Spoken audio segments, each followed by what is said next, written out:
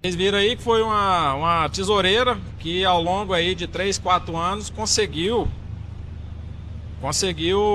fazer ali ou 1 milhão ou quase 1 milhão, não sei, porque são várias notícias, cada notícia fala uma coisa diferente.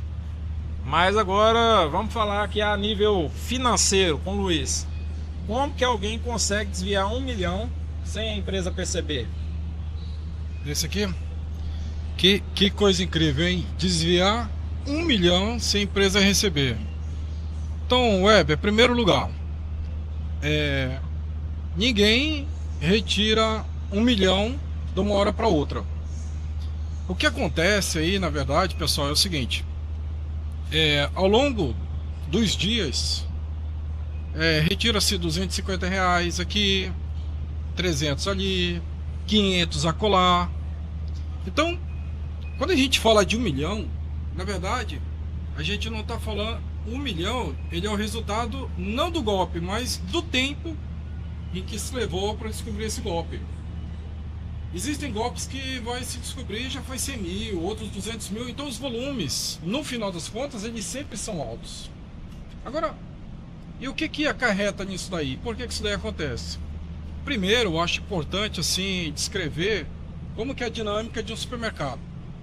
Imagine uma empresa como essa aqui, ou tantas outras pelo Brasil afora, que abrem de domingo a domingo, que entra dinheiro, que sai dinheiro, que o volume, às vezes, ele é intenso e as quantidades não são necessariamente altas, mas os volumes são.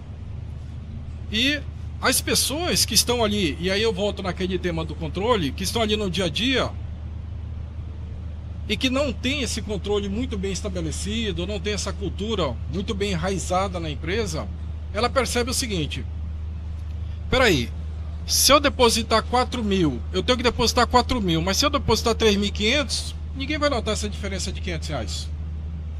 E aí que o golpe começa, tá?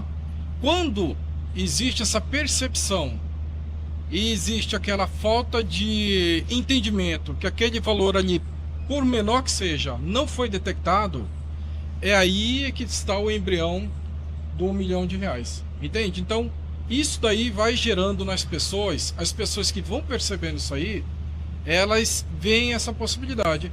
E aí vão se acomodando, vão fazendo, enquanto não chegou a hora, daqui a pouco, quando se descobre, o valor está bem elevado, tá? Não é de uma hora para outra. Eu tenho certeza que a moça não pegou uma lote de 1 milhão, colocou nas costas e saiu correndo. Isso aí foi descoberto, talvez ela nem tenha mais esse dinheiro ao longo desse tempo aí. Foi ao longo dos anos, né? Ao longo dos anos. Foi acumulativo. Foi acumulativo. Quando saiu a reportagem, né, a gente vê, sou leitora de comentários, aí eu tava lendo lá o que o pessoal tava comentando, aí muitos comentam assim: ah, mas essa empresa não tem processo, essa empresa não tem conferência, essa empresa, né, não tava vendo isso. Explica pra gente, Luiz, assim, não é dessa forma, né, não é como você falou, não, e assim, quem quer fazer o errado sempre vai achar uma oportunidade ali, por mais difícil que seja, por mais que a empresa tenha processo. E não é porque tem processo que ela vai estar vedada de ter uma fraude. Né?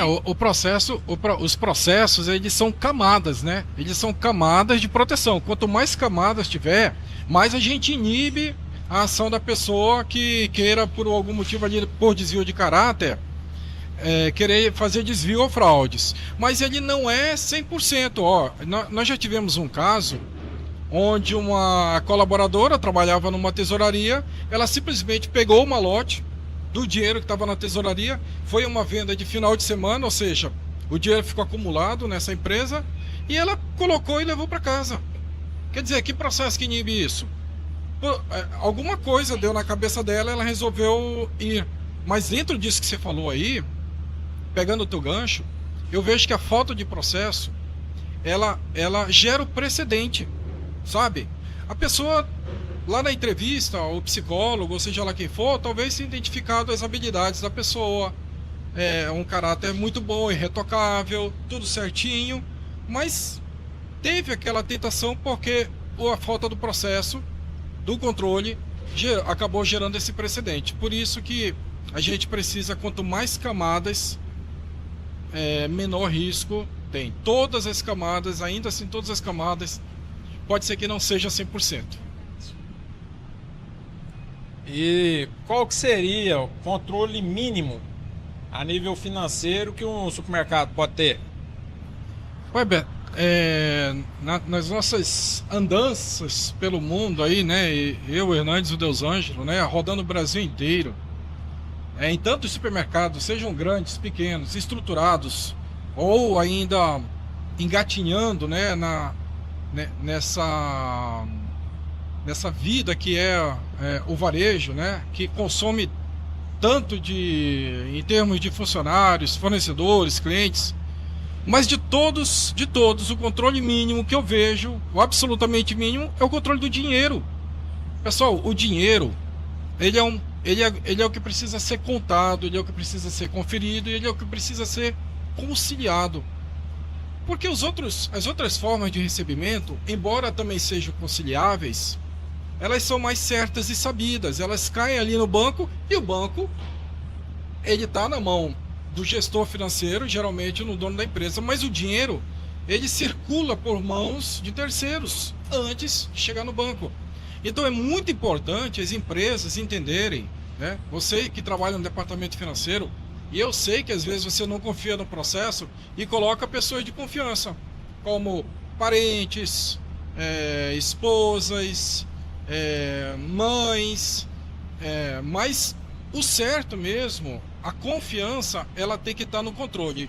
E o primeiro controle aí, Weber, que eu vejo é o dinheiro. O que eu quero dizer com o dinheiro?